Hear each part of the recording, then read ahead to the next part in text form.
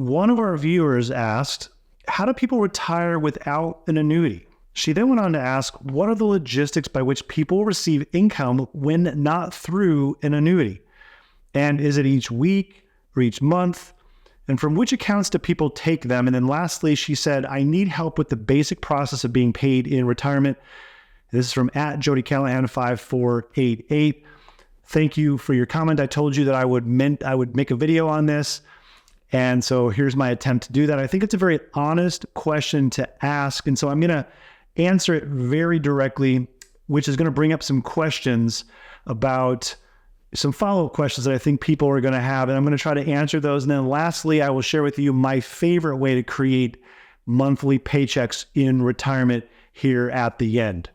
But first, I'm Nick Davis, founder of Brindle and Bay Wealth Management, and we're here to show you how to retire with calmness and clarity.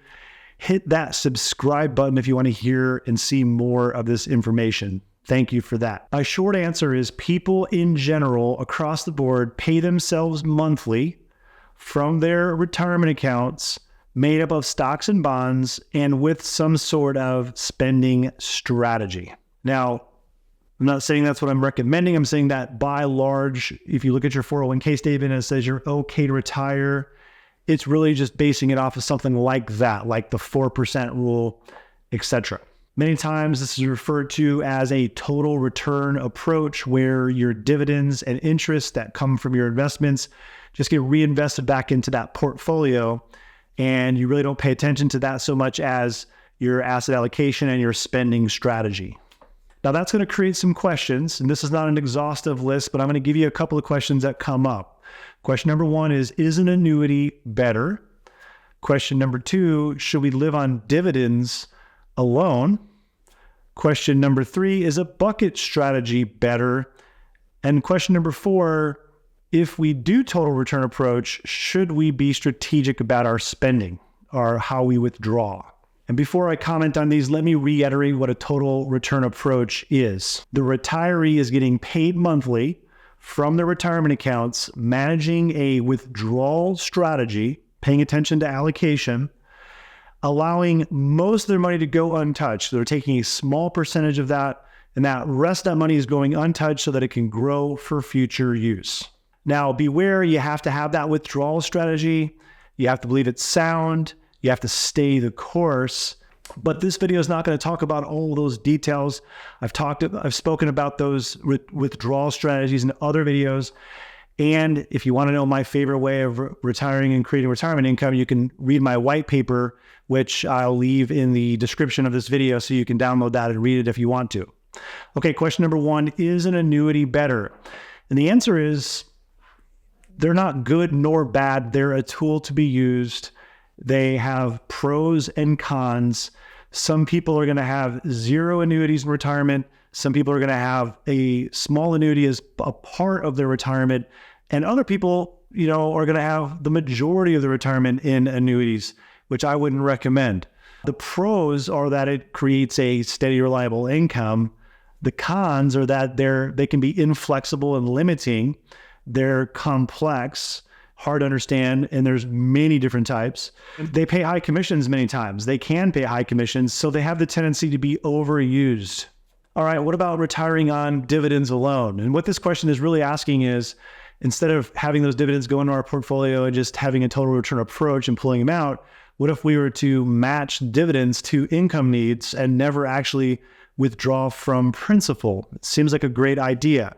It's not a bad idea. People can do that, and they do that, though we don't necessarily do that here in our practice. And my answer for that is threefold.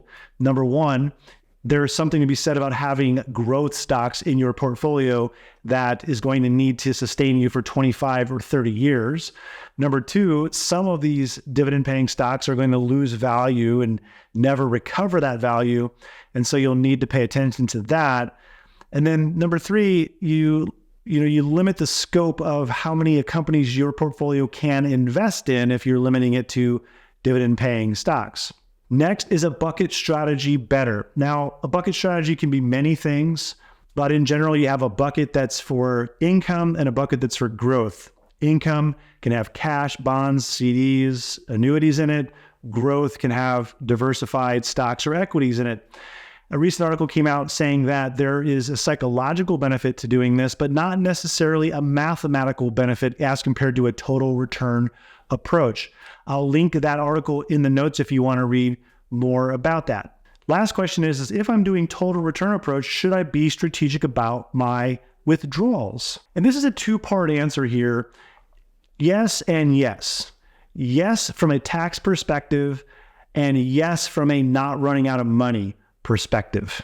Now, I've already made other videos about this, but in general, I tell people you want to have some money saved that has already been taxed. You want to have some money saved that has not yet been taxed, and you want to have some money saved that's not going to be taxed again, right? So that you can be strategic with how you withdraw your money from a tax perspective. And there can be benefits to that. Now, the other side of this equation is you want to be strategic so that you don't run out of money because the possibilities of negative sequences of returns early on in retirement. Most people who retire are not going to have that happen, but some do. And that's where you can get into trouble, where it's early in retirement and you have negative sequences in a row that happen, say 2, 3, 4 years in a row. And in that case, you want to have a spending strategy for sure, but you also want to have a strategy for what to do in case that happens.